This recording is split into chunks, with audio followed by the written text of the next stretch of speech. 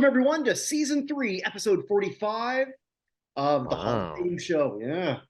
The Pedro Martinez episode. Pedro Martinez episode 345. Or he's number 45. I don't know. Oh, okay. I was gonna think like if that was his ERA, then how is he in the Hall of Fame? That's not that good, is He had a lot of wins like Burt Blyleven. No. it? Yeah, eventually, yeah, I'll put a pin in that thought because I want to go back to what you just said there. Hmm. As I'm welcoming everyone, I'm Kirk Buchner, Evan Nolan, my partner. How are you? I'm doing pretty well. It's the most wonderful time of the year, right? Happy belated birthday to your wife. Thank you. Yeah. And mine's coming up. So There you go. So with that, we are the hosts of the Hall of Fame show, and of course, we also run NotInHallOfFame.com, the Fictitious Athlete Hall of Fame, which we may or may not talk about today, the Fictitious Rock and Roll Hall of Fame, which we may or may not talk about today, and the United States Athletic Hall of Fame, which we talk about all the time. And you've got to vote. It's your civic duty. You, all of you. There we go. Boom. Vote www.notinhalloffame.com/USA, and you are going to help decide the first United States Athletic Hall of Fame because this is transparent. We will tell you the vote amounts when it all comes through and the percentages and everything. Unlike the first thing we're going to talk about, where we only know some of the percentages, which is the Baseball Hall of Fame. This past weekend, the committee met.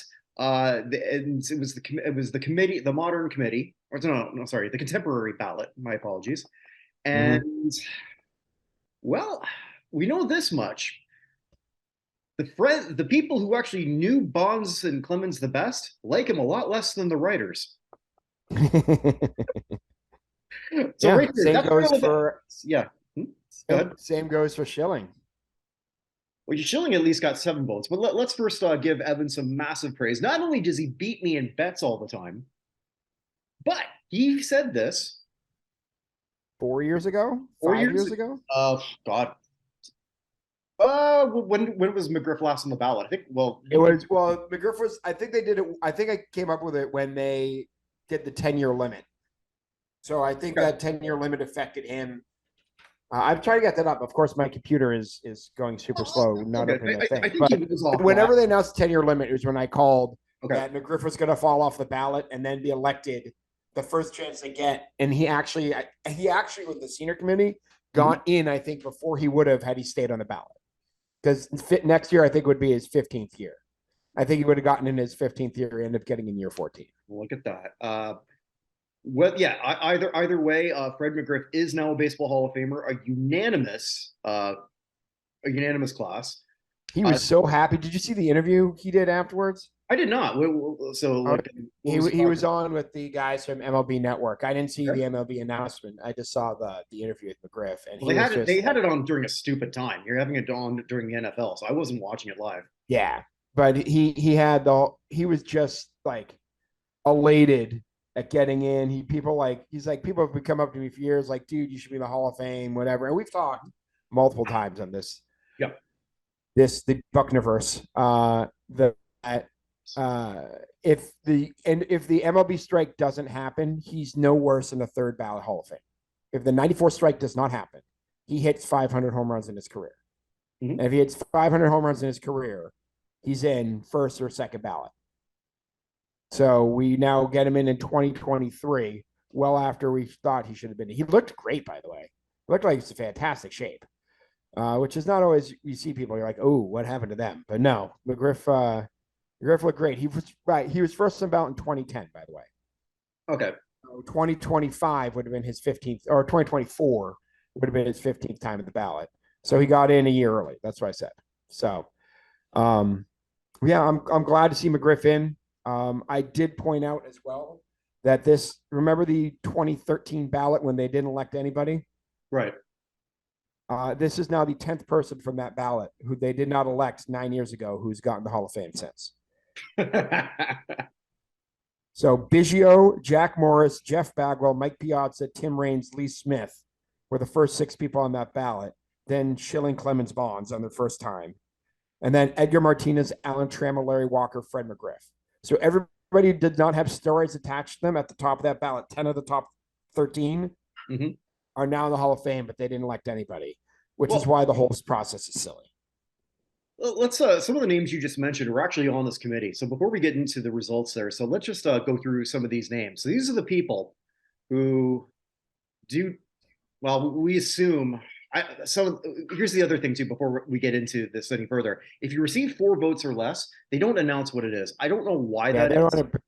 Well, they don't want to embarrass somebody who got like 1 vote or 0 votes. I guess it's They'll for make the other one public. yeah. I don't know. Like what's I there's no real logical reason here, or they could just say all or nothing. Mhm. But anyway, so let's see. This was the committee: Greg Maddox, Jack Morris, Ryan Sandberg, Lee Smith, Frank Thomas, Alan Trammell. So in terms of former players, so you have executives: Paul Beeston, Theo Epstein, Derek Hall, Artie Marino, Kim Ing, Dave St. Peter, Ken Williams. Uh, Most of them, I believe, are still. I think they're all still working.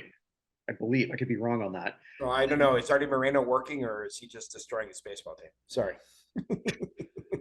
But just because you work ineffectively doesn't mean you're not working. No, that is true. That is true. We'll get to that in my good bad ugly later. There you go. Not Artie Moreno, but another baseball team. Well, actually, we're going to be doing actually my elevator down early, because there's nobody who had a bigger elevator down as we're going to get to. And 3 media members / historians: Steve Hurt, Lavelle Neal, and Susan Slusser.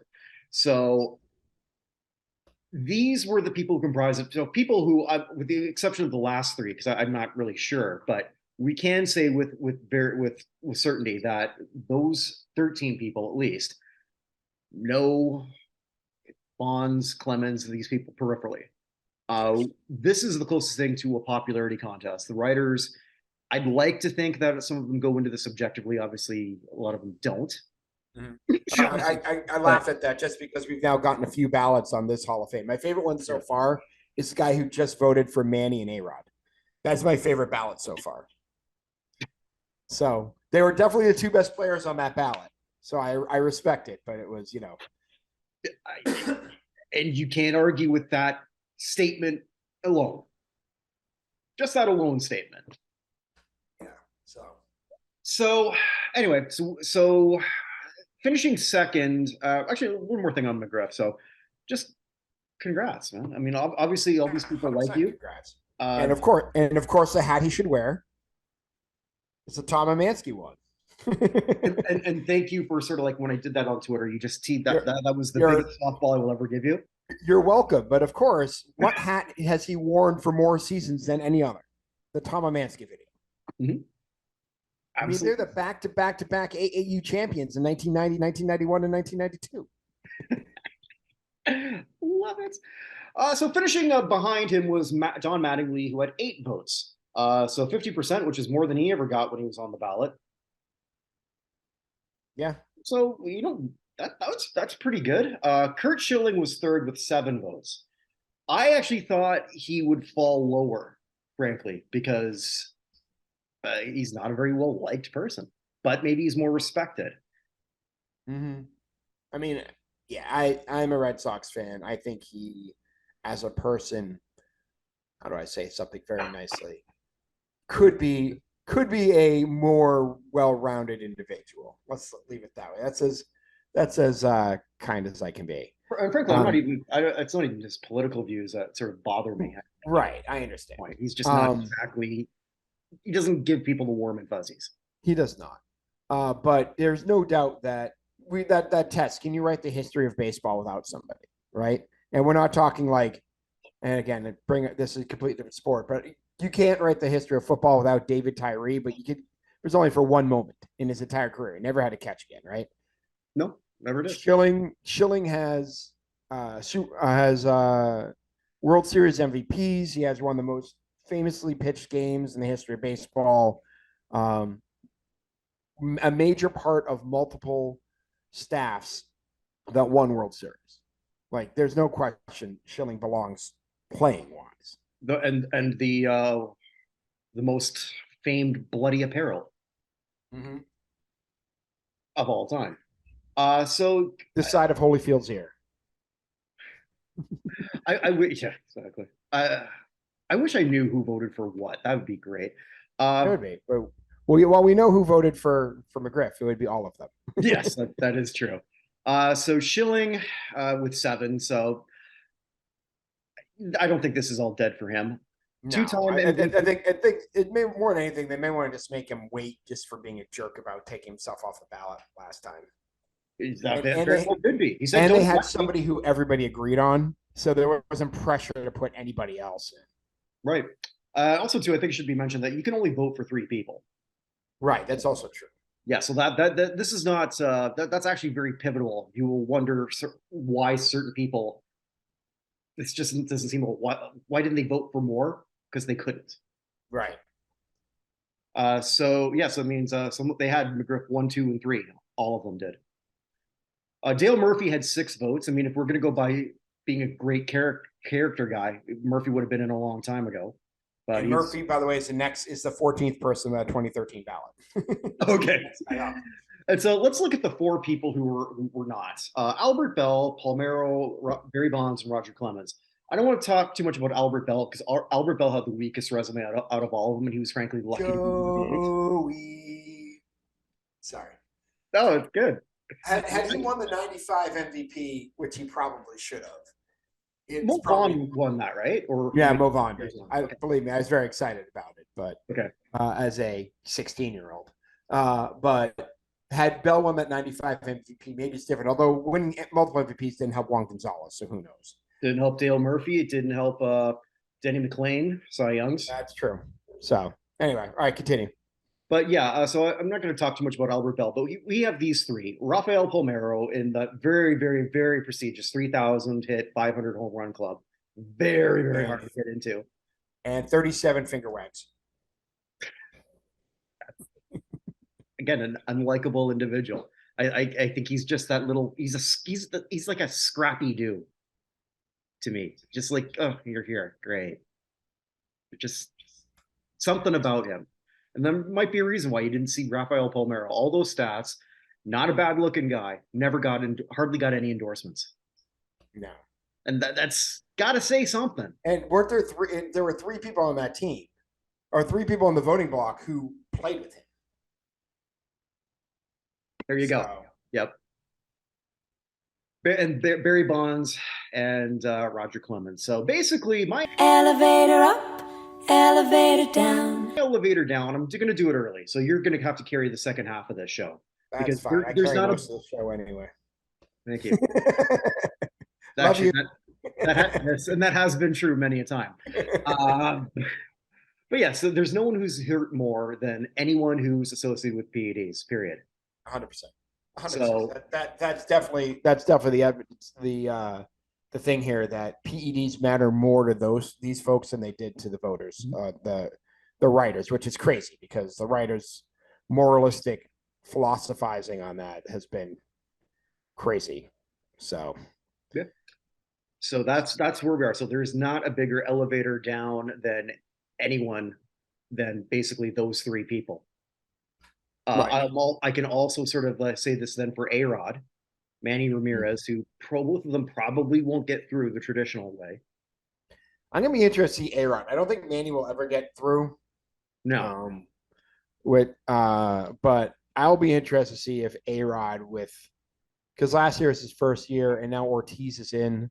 If there's some push, since they're both on that Mitchell report, the difference, of course, is that Ortiz was never caught again. I don't know whether he did anything. None of us can say one way or another, but he never was caught again, and A-Rod most certainly was. Yeah. And when you look at these names here too, who the former players, that is, I don't think. Okay, we're pretty sure that Mattingly never did anything. Well, I mean, honestly, I think Mattingly is a big winner out of this too. The fact he finished second is kind of shocking. It is. It is. So we're looking at everything here too. So like Maddox, I don't think Maddox did. Sandberg didn't. Lee Smith, Frank Thomas just looks like he looked like that coming out. Yeah, but he uses Nugenics, so that this Hulu thing. I keep seeing the same fucking commercials over and over. Yeah, it's unfortunate that Nugenics has become the new Tom Amansky video. So that would sort of my least favorite part of those things, and she'll like it too. Yeah, he and Doug Flutie on the golf course on the driving range.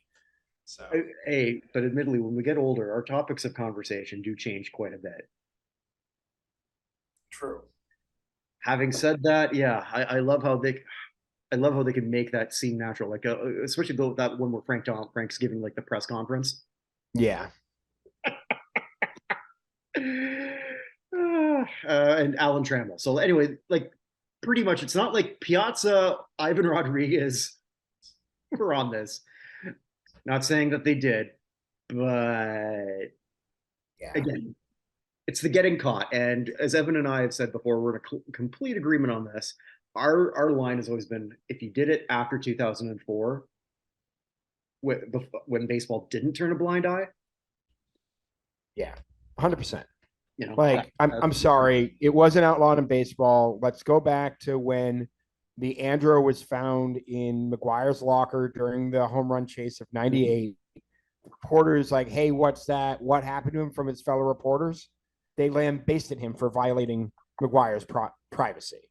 These same moralistic jerks like Tom Verducci and Dan Shaughnessy, who are like making these stands against drugs, knew it was happening and covered for the players just as much. So I have a hard time, particularly again, Selig is in, LaRussa is in, Torrey is in, Cox is in.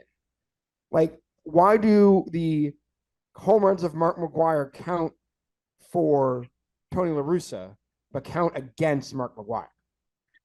Tony La Russa, if he wasn't already inducted into the Baseball Hall of Fame, I can almost see him managing himself out the way we talk about how players play themselves out.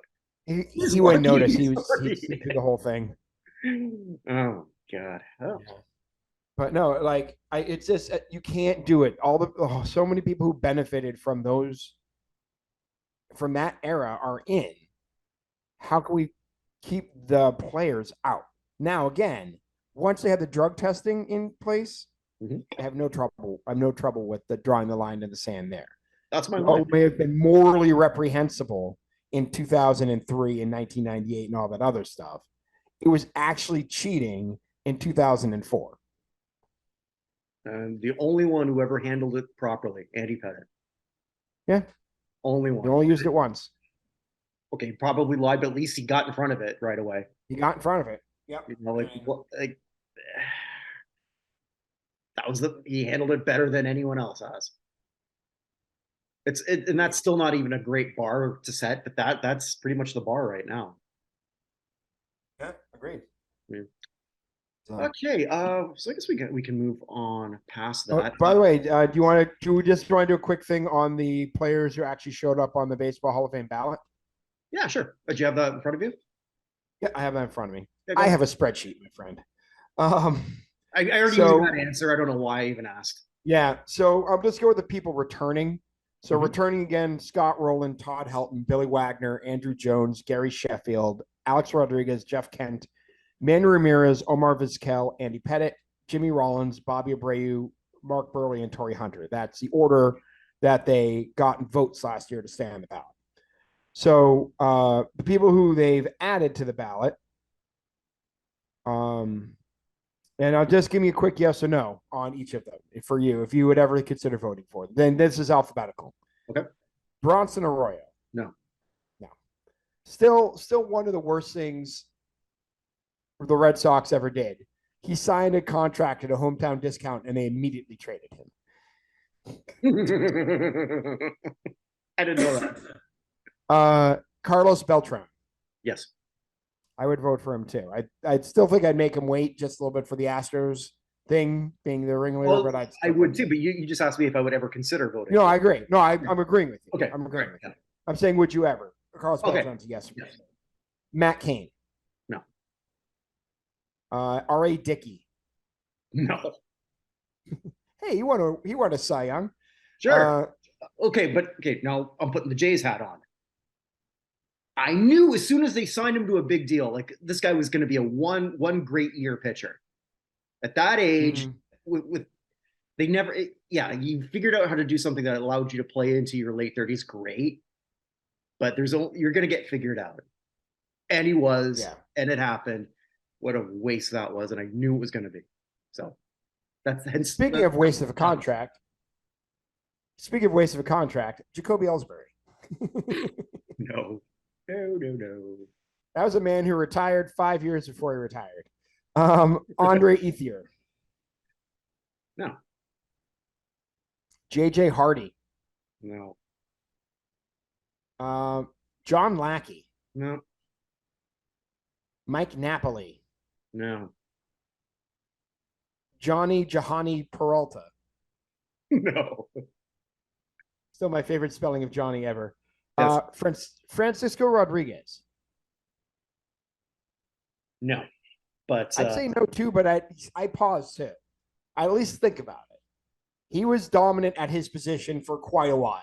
I'll say this: I like his career better than Billy Wagner. Fair, and you are definitely on record on Billy Wagner. I'm on, yeah. Billy Wagner has, and I'll do it again when we do our committee in early January. I will say Billy Wagner should not. I don't know how this is happening, but whatever. Houston Street. No. Jared Weaver. No. Jason Worth. No. Great hair. So there's one guy, Carlos Beltran, and then one other one we'd consider. So I wouldn't surprise me if Frankie Rodriguez gets close to staying on the ballot. Yeah, but there's a lot of people on this ballot. Well, they're fewer than there were last year, but there are quite a few people. Yeah. But it will be interesting. By the way, those who did not make it, who could have, I had as possibles. There's always a list of possibles every year. Mm-hmm. Yunel Escobar, Aaron Hill, Eric Ibar, Carlos Ruiz, Ubaldo Jimenez, Jeremy Guthrie, Joaquin Benoit, and Chris Young were all eligible and had the stuff and did not make it. I will ask this one question. Out of all those people who did not make it, who deserved to be at least considered the most? I mean, if I had a draft, I could pick one of these people's careers. Yeah. I'll take the top of Ubaldo Jimenez's career. Okay, yeah. Same. Over anyone else. Chris Young, someone else I consider, but I'll take Ubaldo Jimenez over the rest of them. Look at us agreeing on everything. I know. What the heck? I don't know. Somewhere here, Eric Ibar's family was like, what the hell, man? So anyway, that I just want to go over that too, because that's coming out. And I think we're both on record saying is we think Nolan gets elected this year, and maybe and Helton gets close. And maybe Beltran. Yeah, I wonder though too. I hope they don't think like this, but I wonder if some writers think, well, who haven't submitted their ballot yet. Well, okay, we know it's not going to be empty since Fred's there. Maybe. I don't know. I mean, I don't know either. They need to just do their jobs. I mean, just doing our mock committee, right? We certainly see different approaches to a lot of these things. That is true. Yeah, which is now going to be the 20th. The 20th. What day of the week is that? Wednesday, I think. Wait, today is the 9th. Yeah. So 16 and 4. So that's Tuesday. Tuesday, okay. And it's going to be live. Okay. I should be able to make that. I think karate will be over at that point. So okay. All right. Well, just make sure you chop down. I have my belt test this weekend, by the way. My first belt test for karate will be this weekend. Oh. So to become what? I don't know. Well, a belt test. Oh, I mean, there are certain there's this thing called a kata, which is like a mock-up of a fight that you do. I know what that is. I saw Karate Kid 3. It's just you. So there's no actual person, but you're going through moves as if you were fighting someone. And then there's a few basic things you have to do, like punch and block and kick and such. But yeah, I have my first belt test on Sunday. So what belts do you become? Oh, so right now I'm a white belt, which is the basic one. And then it's mostly rainbow order. So it's red, orange, yellow. Then it goes blue, green instead of green, blue. But it's red, orange, yellow, blue, green. So you're going for the red belt.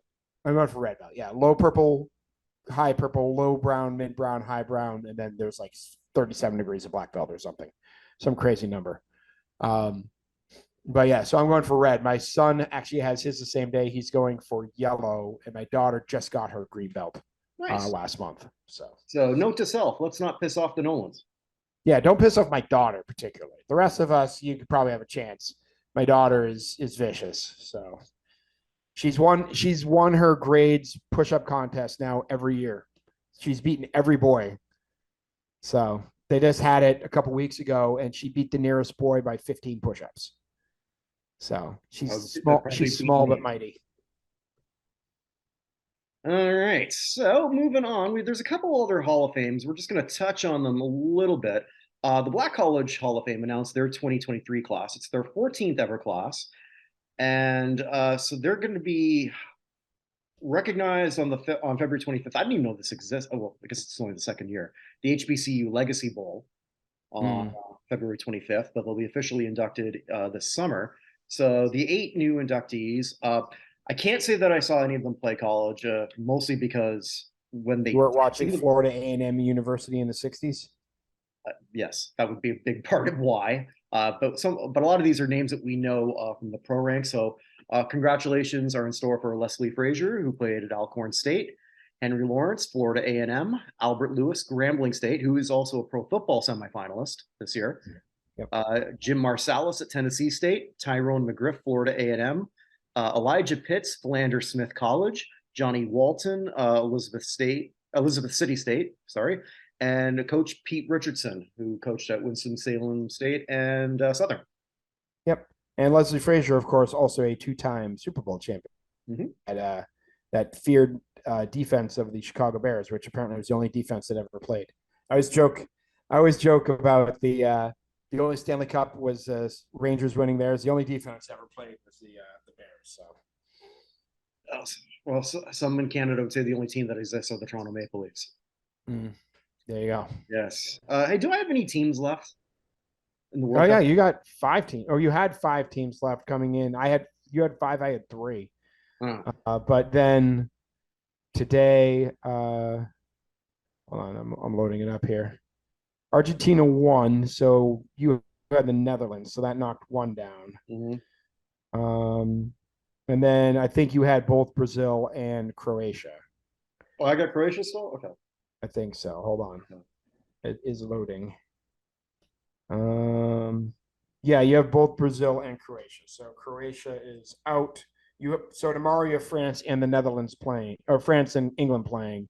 I have Morocco and Portugal playing. So we'll both have 2 teams left coming into this. Yeah, I'm actually gonna go to a bar to watch that one. Bring the wife out for that one. I think that might be fun.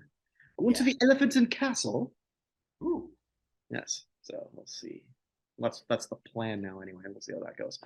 All right. So other big news in the Hall of Fames. The International Boxing Hall of Fame announced the 2023 class. Yep. So that's headlined by Timothy Bradley. So I watched him fight a few times. Most notable, he had his trilogy with Manny Pacquiao. Lost the trilogy, but he still managed to beat Pacquiao once. That's pretty damn good. So congratulations to him. So he'll headline that. So we also have Carl and I apologize if I'm saying this wrong because I'm not that familiar with him. So Carl Froch, or it could be Froch, so apologies.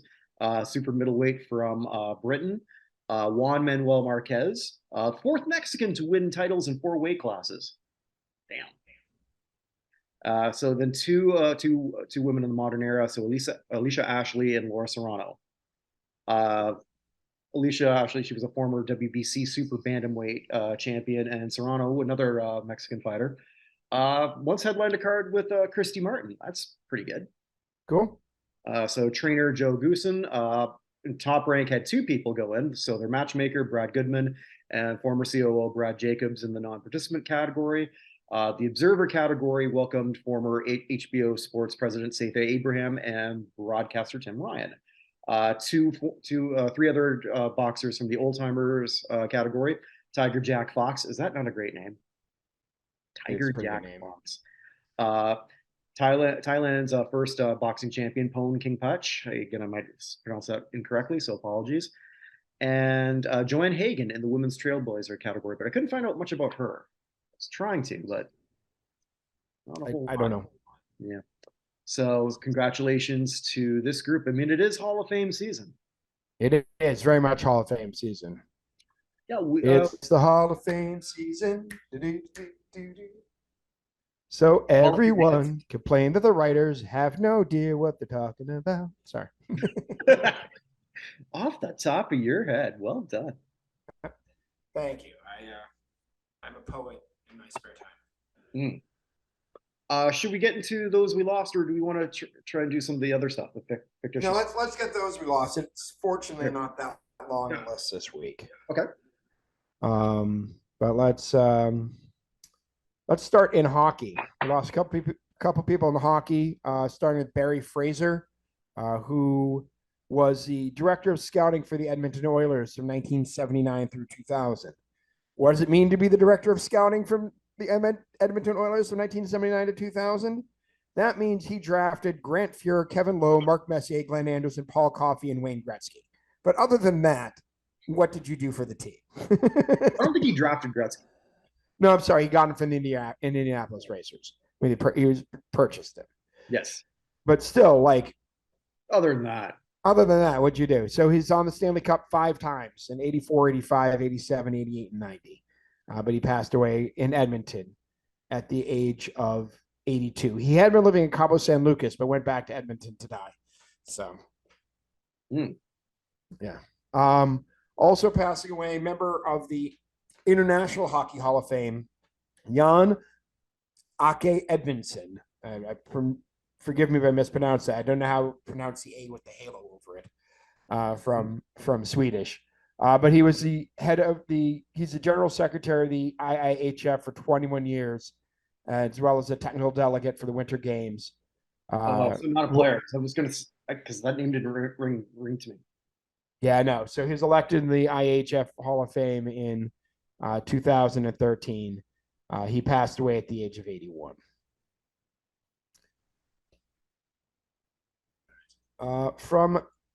That's a big name. We'll come back to him. From the world of race car driving, Patrick Tambay, a Formula One racer from 77 through 86, won a couple of races, had 114 starts, won the 83 San Marino and the 86 Australian Grand Prix, passed away at the age of 73. From the world of football, we lost football player and coach Sonny Holland. He was the most successful coach in Montana State history. I say that because he led them to the NCAA Division II championship in 1976, and his numbers retired at Montana State. He passed away at the age of 84. From the world of wrestling, Ursula Hayden passed away at the age of 56. Best known for a character Babe, the farmer's daughter, on the 80s television show Gorgeous Ladies of Wrestling, better known as Glow. So, yeah, she 56, huh? She was 56, passed away from cancer. I can't say I know a ton about her, though. I didn't watch Glow. I mean, I watched the Netflix series. Yeah, she's the head of Glow. She eventually bought Glow as it was. So. Oh, okay. I didn't know that. Yeah, but she passed away at the age of then I must have seen her because I saw there was actually a documentary on Netflix about that. So. Yeah, I've heard of the documentary. I can't say I knew her that well. Mm-hmm. From the world of music, another great name. His actual name is Brian John Duffy, but he went by Jet Black, the drummer of the Stranglers. Passed away at the age of 84. He last performed with them in 2015. He retired in 2018. But the Stranglers, for those of us who know and love them, were a big, big deal. So, also from the world of music, a pretty big name here. Jim Stewart passed away. Record producer, co-founder Stax Records, which he founded with his wife. Member of the Rock and Roll Hall of Fame. His wife is not in the Rock and Roll Hall of Fame, despite being a co-founder, which is something they should probably work on. But he passed away at the age of 92. Yeah, there's still a lot of that going on. But yeah. From the world of boxing, probably the most famous boxing referee of all time, Mills Lane, passed away at the age of 85. Member of the International Boxing Hall of Fame, member member of the Nevada Boxing Hall of Fame. Had his own syndicated court show, Judge Mills Lane, for a while, but he had a stroke and was unable to speak after quite a bit. For a 20-year period, if you watched a major fight, the odds are pretty good. The safest bet you could make is that Mills Lane would be the referee. Right. So he also was the one who Lane also was the one who officiated the Tyson Holyfield ear bite off fight. But more importantly than all of this, his claymation version was responsible for Celebrity Deathmatch as the referee in all of those matches. But Mills Lane, who apparently could not speak for almost the last 15 years of his life, passed away at the age of 85. Some quick celebrities to go through before I get up to where I think is the biggest name who passed away in the week. So June Blair passed away. Playmate of the Month for Playboy in 1957, but better known as the wife of David Nelson. Passed away at the age of 89. So she was on Ozzie and Harriet as David Nelson's real life wife. Also, Helen Slayton Hughes, who played Ethel Beavers on Parks and Recreation, passed away at the age of 92. Al Strobel, who played the one-armed man on Twin Peaks. Do you remember that guy? I watch Twin Peaks? No, it made no sense. No, Twin Peaks did not make any sense, but what made more sense than anything that was that they had a character just named it the one-armed man. He passed away at the age of 82. And then two pretty big names from growing up. Kirstie Alley passed away at the age of 71. Had cancer that came on very, very quickly. Died of colon cancer. But one of the biggest stars of the 80s and early 90s, sir. Yeah, I'd agree with that. I rewatched all the Cheers episodes, I think because it was on Hulu. So I just let that run while I'm just doing other stuff. Underappreciated comedic actress, I think. Mm-hmm. No, I mean, obviously she did exceptionally well for herself. Sadly, some people on Twitter couldn't help but bring up her politics, right? Like, yeah, does it matter? Yeah, she was not evil in any way, shape, or form. So why even? I don't know. It's just and Rebecca's way better than Diane. Let's just be honest about this. So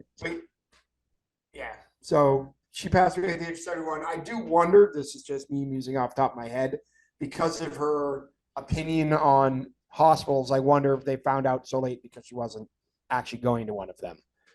But we have no way of knowing. But yeah, 71 is too young, in my opinion, still. There's a lot of us, put myself included, when we think there's something wrong, it's a chore to get me to do something about it.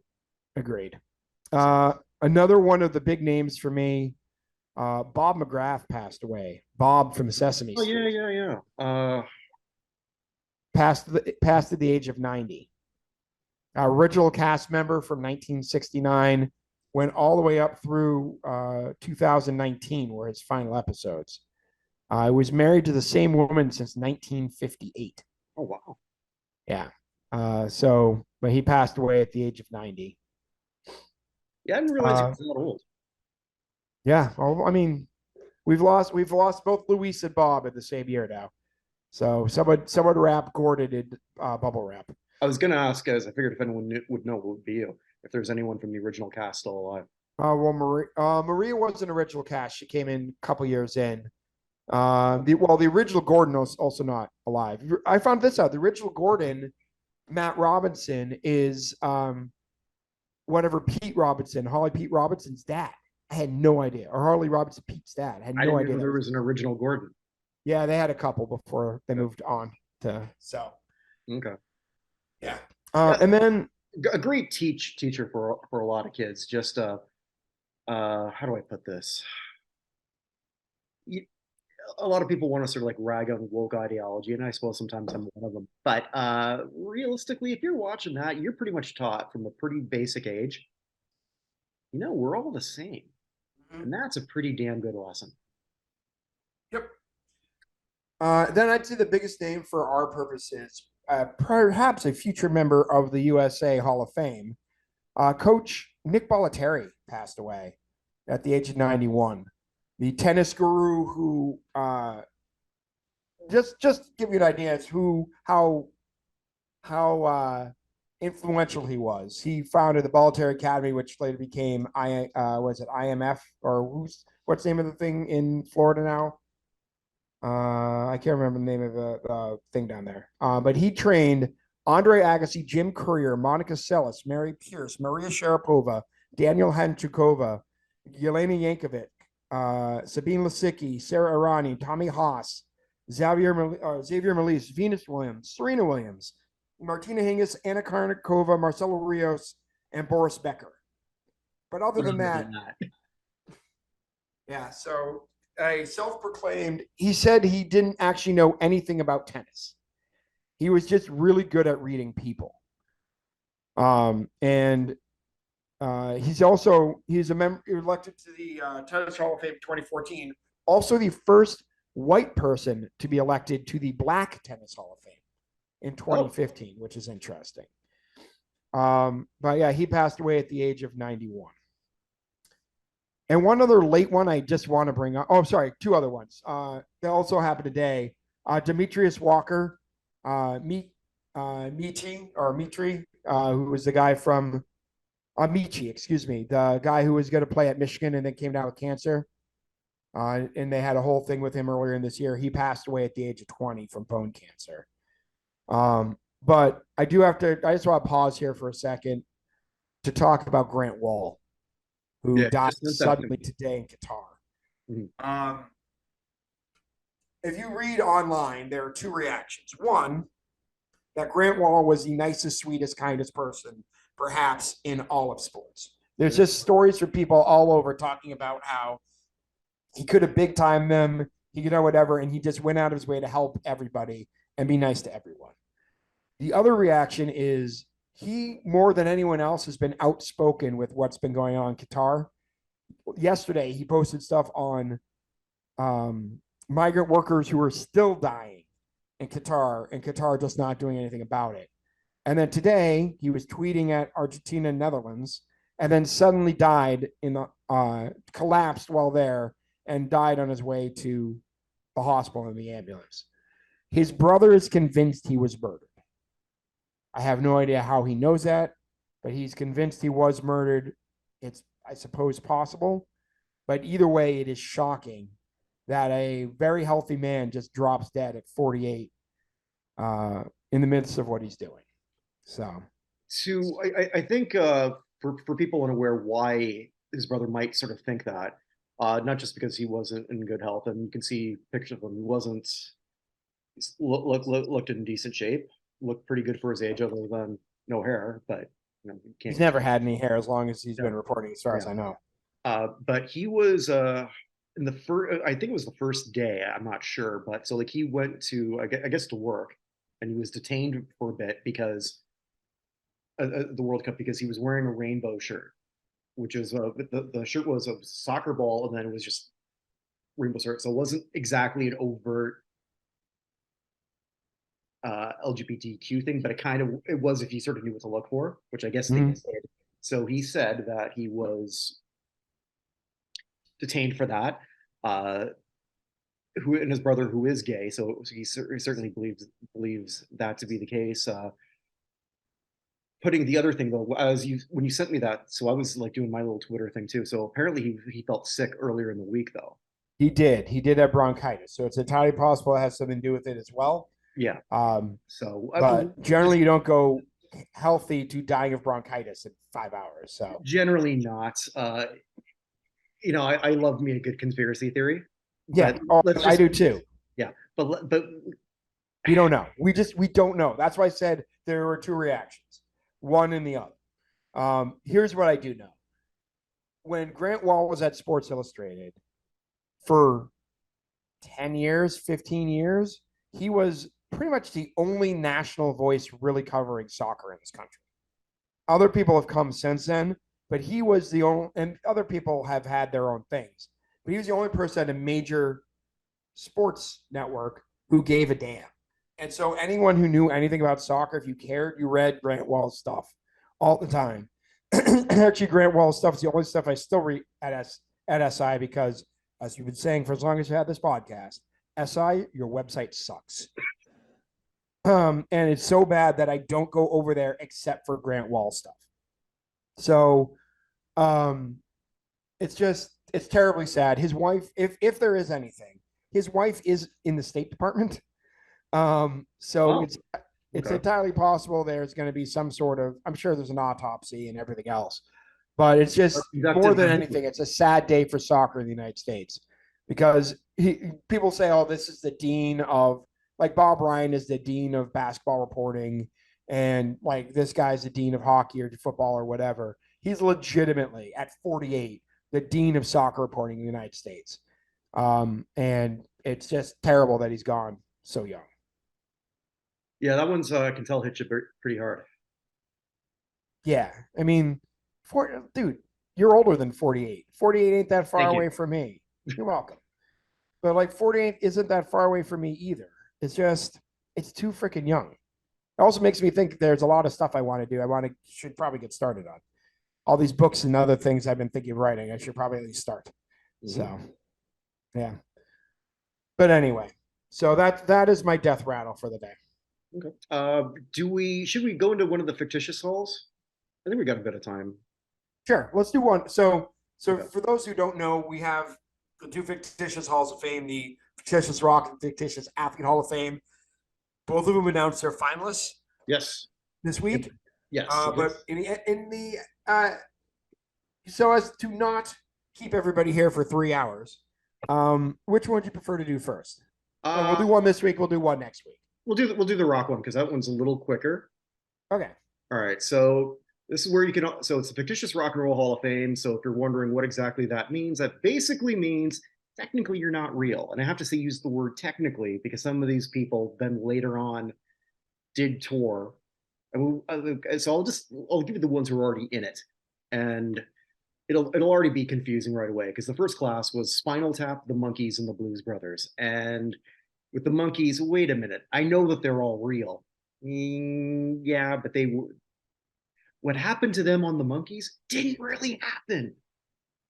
I don't know. I think that episode where they had the Hatfields and McCoys, they had to walk down the white chalk line or get shot by one side or the other, pretty much was real life. Okay, well, then I stand corrected. Other than that, the rest was all fictionalized. Okay, other than that, yes. So and if you have a problem with me with that, hey, it's an open vote. You voted for him.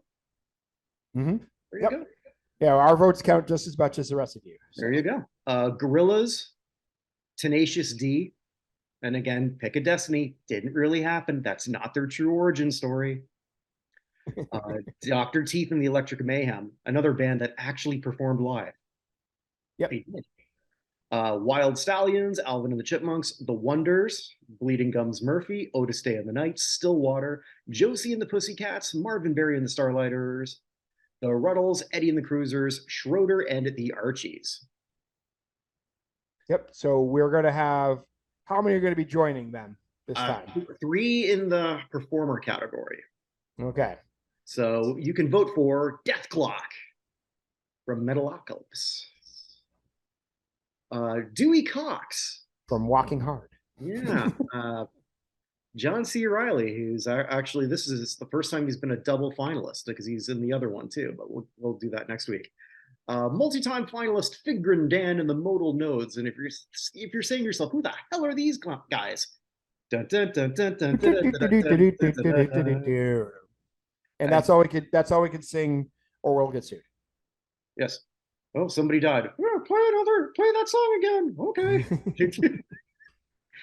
Man, they handle that stuff. The only band I ever saw handle shit just as well is with Jeff Healey band in Roadhouse. Of course, Jeff Healey didn't really see much of what was going on. So, yeah. Moving on, I have a feeling this one's going to get in. Oh, the biggest, yes, Gene Frankel, more cowbell. Surprise to me, because first time as a semifinalist, but Lily von Stupp. It's true. It's true. One of my favorite actresses of all time, Madeline Kahn, was just one of the funniest people ever to live. Gone way too soon, early 50s of breast cancer, but just a comedic genius. Madeline Kahn. Well, here's an interesting one. I'll just read I'm going to go a little bit off of alphabetical order, but we've got Sadgasm and the B Sharps, who were always nominated but never get in. I don't know how Homer did it. Whereas someone in his early 20s in the 80s, he won a Grammy. And then 7 years later, in the early 90s, when he was a teenager, formed a grunge band in college. But he did. That's how it works, man. I guess so. He's only 38 years old. That is true. Sex Bob-omb. Yep. From is that Scott Pilgrim, right? Yeah, Scott Pilgrim versus the World. Love the movie, but I hate Michael Cera. Always have. Fair enough. Yes. There's something kind of wrong when for a brief period of time he was the go-to leading man. Yeah, that was when I came up with the Eisenberg uncertainty principle. We're not sure whether the mopey white guy in front of the movie was Jesse Eisenberg or Michael Cera. So you're saying like Michael Cera was considered for Lex Luthor? Oh Jesus! I mean, probably. So you missed one, by the way. Who did I miss? Oh, Robbie Hart. Yeah, Yes. he was singing while I cut cake at my wedding. Before we had the song he sang over the loudspeaker in the airplane, as he sung I Want to Grow Old with You, was a song we played when we cut cake at my wedding. So there you go. Love the way they used parts of that movie in the Goldbergs. And I didn't hear it in the what? They used part of that movie in the Goldbergs. Well, I've never seen the Goldbergs, so. Okay, yeah. Well, basically, Beverly, the mother, tried to hire Robbie Hart. Okay. Yeah. Well, I mean, it's also a Happy Gilmore production, so. Oh, there you go. Yeah. The School of Rock, which is the biggest franchise of any of these. Mm-hmm. We got one in my town. We got a School of Rock. Oh, okay.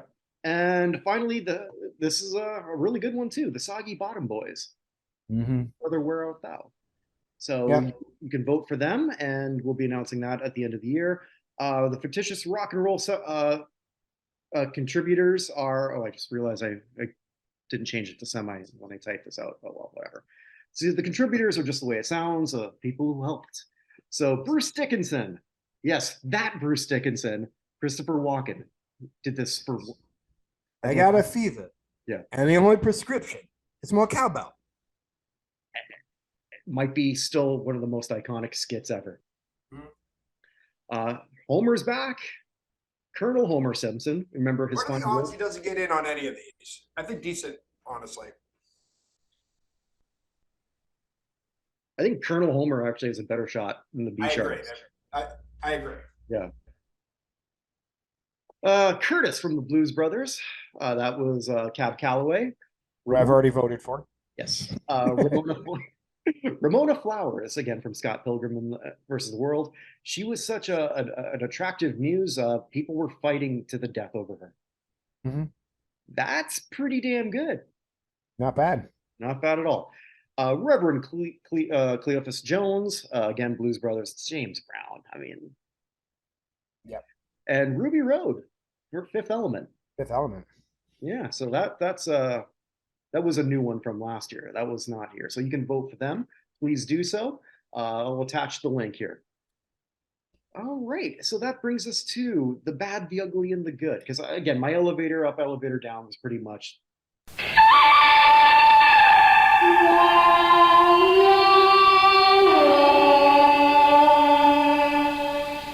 Already decided with the PED guys. So here's what I'm going to say. I'm going to actually do the good first very, very quickly. Oh, okay. Just because we've already talked about Grant Wall and everything. I just want to say the soccer on the field again in the World Cup has been fantastic. This was the greatest quarterfinal day probably in World Cup history. The games between Croatia and Brazil and Netherlands and Argentina were both ridiculous. Did you get a chance to watch? Because I know you're a big fan of Argentina from having lived there. Yeah, I was teaching a class, or sort of teaching a class for the second half of that game. But it finished. I got to see the second overtime and the shootout. And I will just say this: having been someone who lived in Buenos Aires for a little bit, uh, if the city of Buenos Aires isn't drowning in Quilmes tonight, the national beer of Argentina, that I don't know that country. Not only did they advance semifinals, where they have never lost in their history, by the way. Every time they've been in the semifinals, they have won. But Brazil also lost. And that is a perfect day for an Argentine. And it also keeps alive. I just think it'd be fantastic if we somehow got Messi against Cristiano Ronaldo in the finals, and Cristiano and Messi winning the whole thing. That would imply that Ronaldo would even play. Seem to be doing a lot better with him on the bench. Fair, but and Morocco is on their revenge tour. The two countries they hate more than any other countries. Portugal and Spain, they're colonizers. They've already taken out Spain. They get a shot with Portugal now. So we'll see. Tomorrow's games should be great as well. But yeah, it's going to be interesting. It could very well be had Netherlands beaten Argentina, and let's just say England beats France and Portugal beats Morocco. We could have three countries that never won it, and England that's only won it once. At this point, we're got Croatia's. By the way, Croatia's been in 6 World Cups. This is their 3rd time in the semifinals in 6 years. They're ranked 10, I think. Yeah, that country's got a population of like Chicago. Like the greater Chicago area's got 3 times as many people as Croatia. Croatia's population is declining. And they're just, I don't know what it is. That country, like Luka Modric is 37 years old and did not look tired at the end of that game. I know what they're doing there in Croatia, but it's pretty darn impressive. So, but anyway, so I'm just going to go over that good quickly because I have a lot to say on Bad Ugly. I don't want to expound on it too much just with what happened. Yeah, I don't even know where you're going with this. So, yeah, I know you did. So we'll start there. All right. All right. What do we got? The bad. I know I brought him up before. Josh McDaniels, the head coach of the Raiders, has now lost to Jeff Saturday as a coach who took over 5 days before their game and just lost on a 98-yard drive to Bakersfield Ram, Baker Mayfield. Who had been was that a Freudian slip or like or no, I saw someone say Bakersfield, but brought him down the field. It was just Baker Mayfield. That was fun. Okay. But yeah, Baker Mayfield had been with that team for 2 days. 2. And has been so bad at football, he was cut by the Carolina Panthers. And yet drove down to beat his team. It's not going well. And here's the worst part for him. He'd be much better off, and the Patriots would be much better off here in New England right now. But unless he quits, he's not getting out of that contract because the Raiders ownership is so cheap. They're already paying 2 other coaches. They're not going to fire him, so they'd be paying 4 at the same time. So he's going to be there next year in this whole same situation with a whole revolt going against him, at least for next year, because he signed a long contract, right?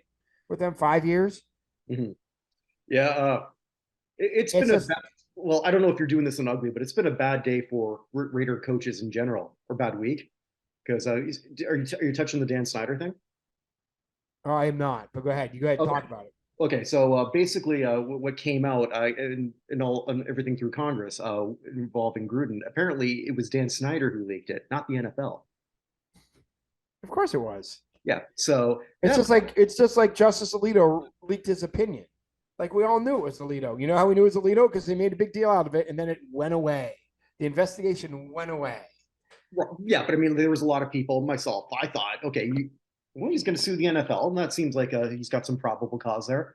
How's that going to work? Yeah, that's sort of why I'm saying it's sort of like a bad, like he just saw that payday go down the window. But yeah, going back to the current Raiders.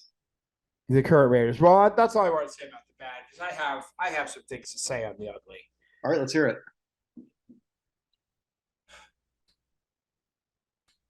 The year is 2003.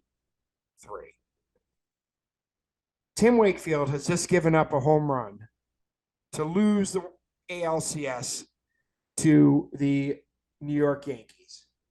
And the ownership of the Red Sox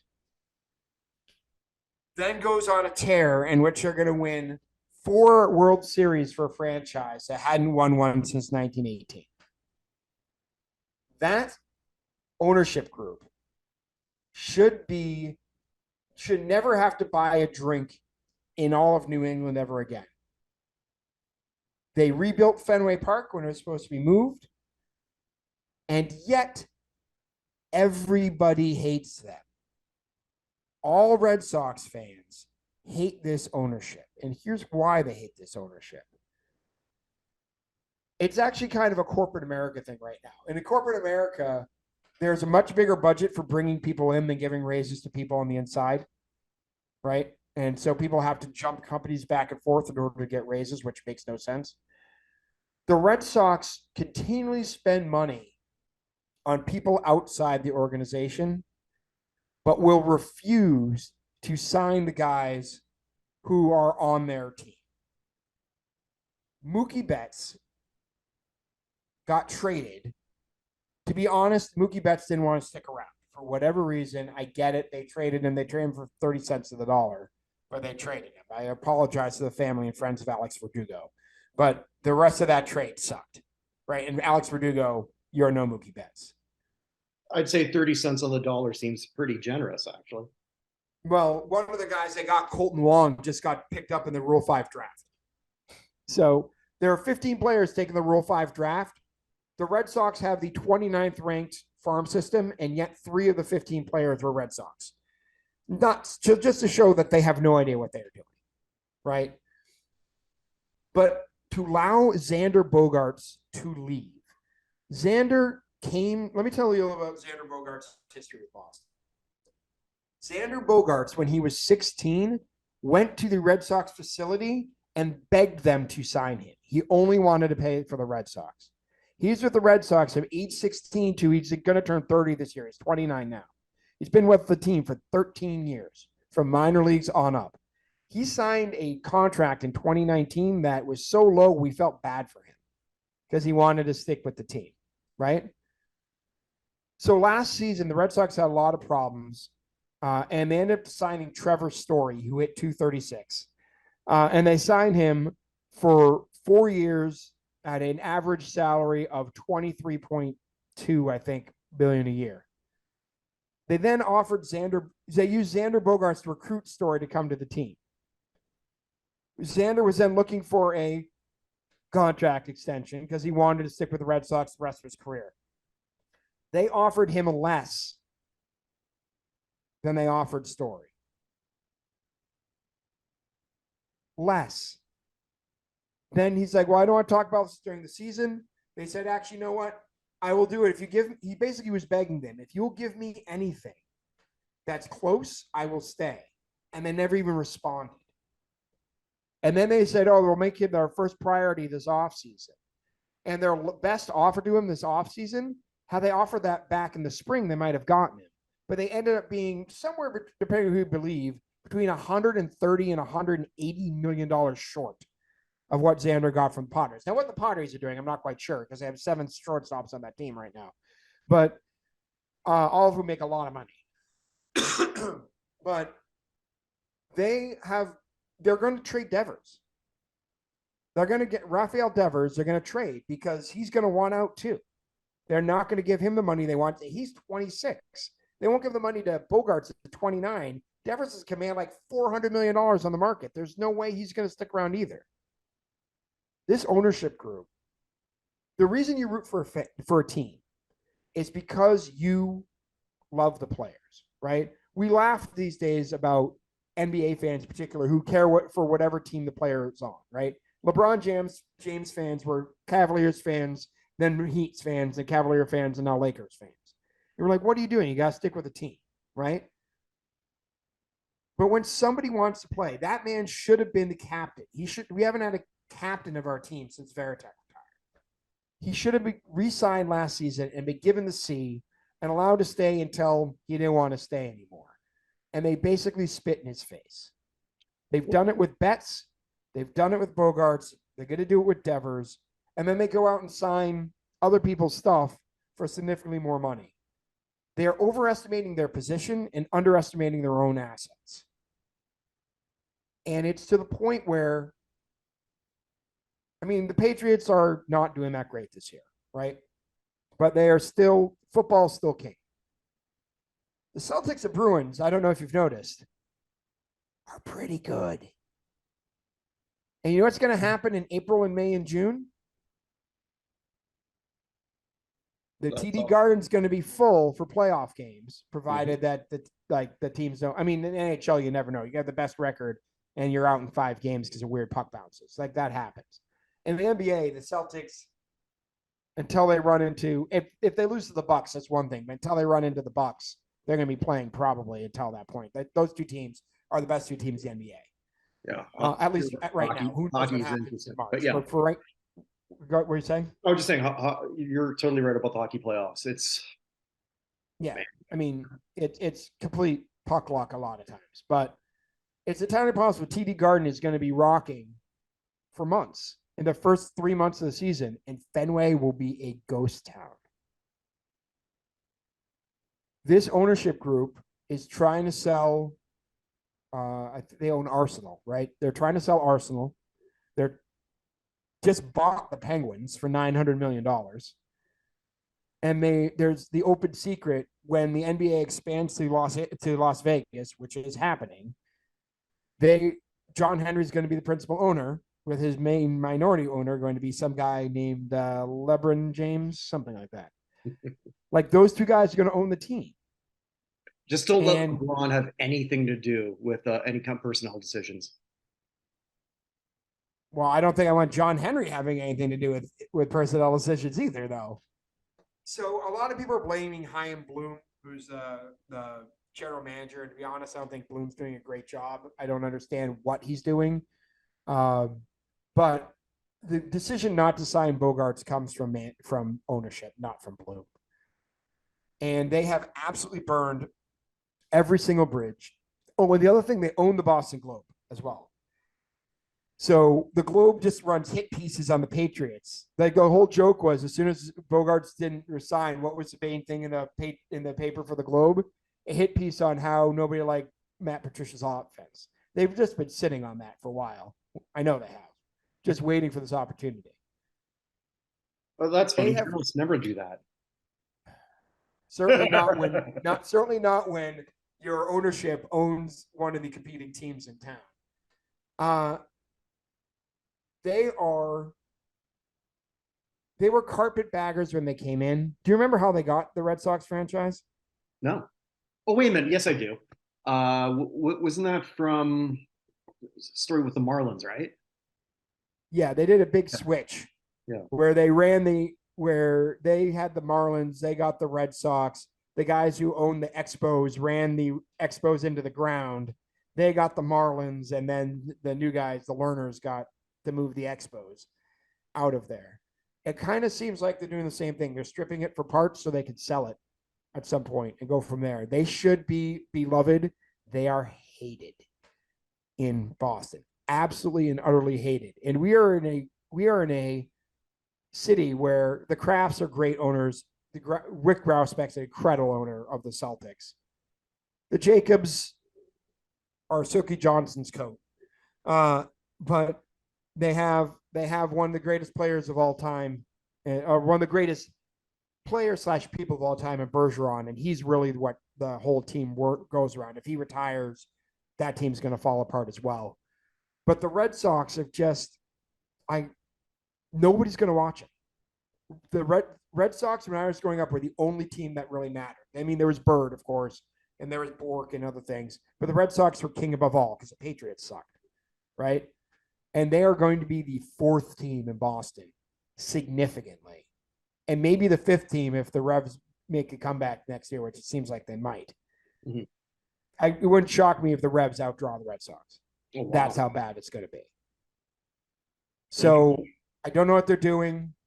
It's awful. Just sell the freaking team. get your $4.5 billion you get for the Red Sox. Thank you for getting us thank you for getting us the championships. Thank you for rebuilding Fenway. But you made Ortiz go year to year. You didn't take care of Betts. You didn't take care of Bogarts. You didn't take care of Devers. All players, by the way, Boston, all players of color, and all players who Boston's fans want around.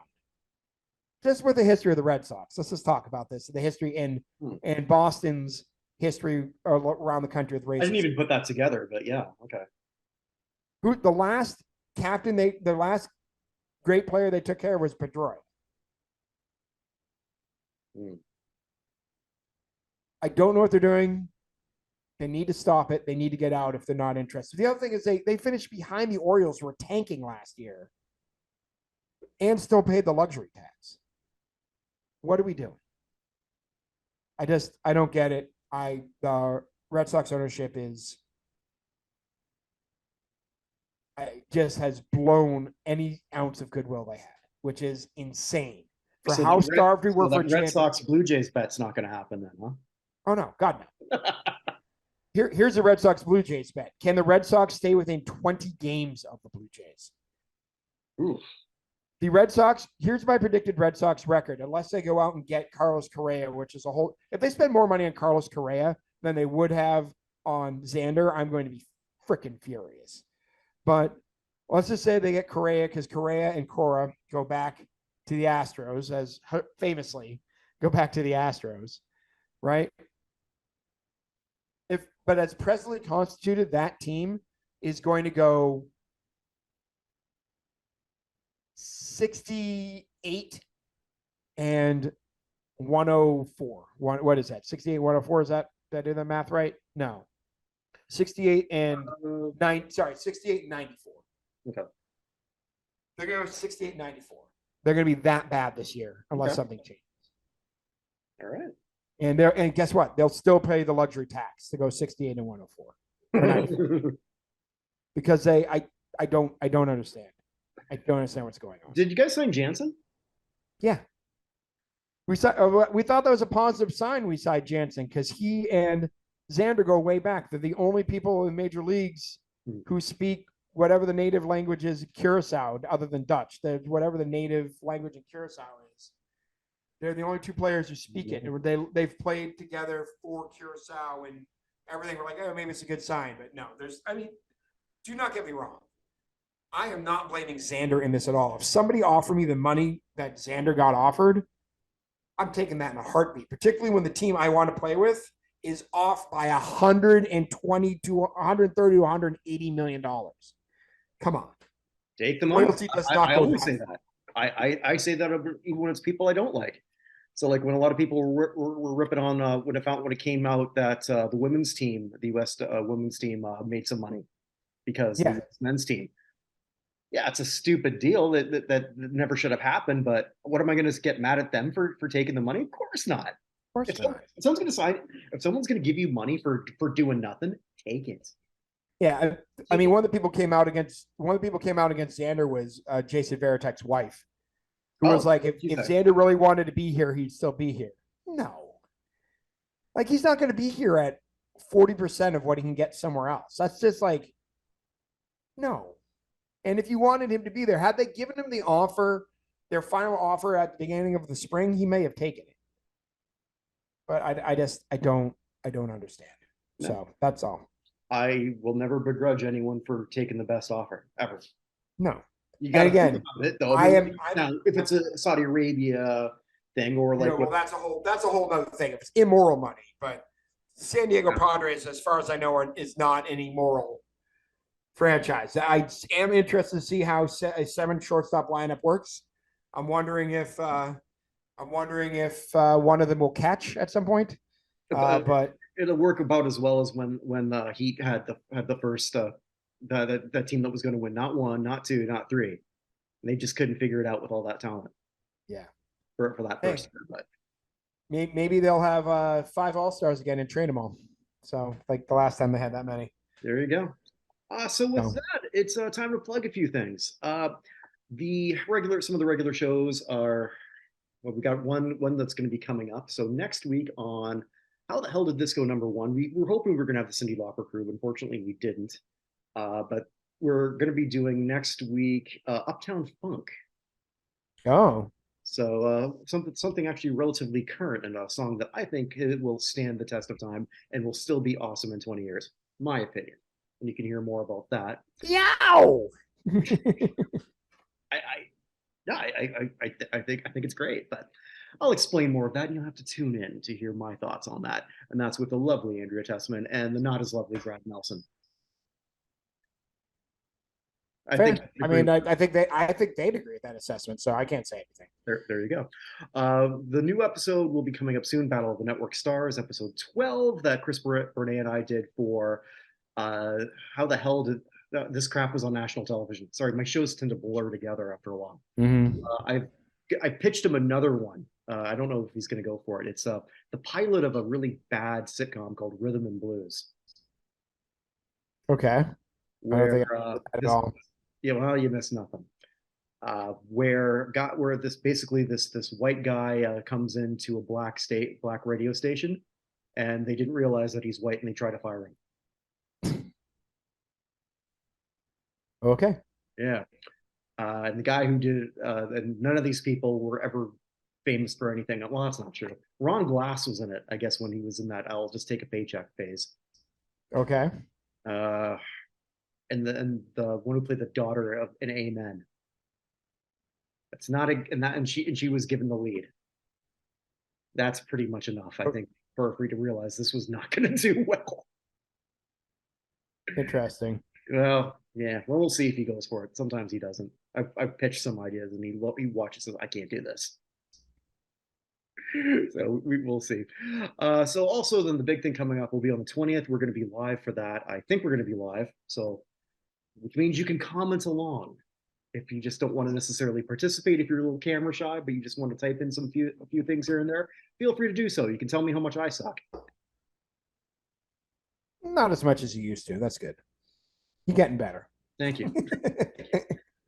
And sorry, one thing I did forget to mention quickly. Yeah. One thing I was wrong on, and I don't want to go into the politics behind it. Brittany Griner's coming home, which I was wrong on. Is home. Yeah, I don't want to go with the politics behind her or anything else. I just thought she was going to die in Russia, and I'm very glad I was wrong. That's all I'm going to say. I was debating whether, okay, we're here now. Let's go with this. I just wanted to mention it and move on. I don't want to go into the politics. No, I just want to go to one thing. All right, go ahead. I wasn't going to go there, and I'm not going to talk about the political thing here on this. I do hope, though, that a lot of the people who've been spending a lot of energy praising her, actually now will pay to watch her. WNBA has never had 1 million viewer ever. Can they do that for her first return game? We shall see. Yeah, so like that's pretty much all I want to say. So if you were one of those people who were promoting this very, very hard, but you don't actually watch the WNBA, well, maybe now maybe start. If it does this, because they've never had a bigger name than they've had right now. Let's see what they do with it. I'm very interested to see what happens with this going forward. And yes, I like you. I'm staying out of this one politically. I've got a lot of thoughts on it, and I just don't care to share them right now. Yep. So, but let's just, regardless of what you think, let's just be glad she's not going to die in Russia. And I think everyone should be. Yeah. I really like, even if you strongly dislike her. No, stop. I'm stopping. Done. Okay, with that, wherever you are, wherever you may be, stay safe, everybody. Take care.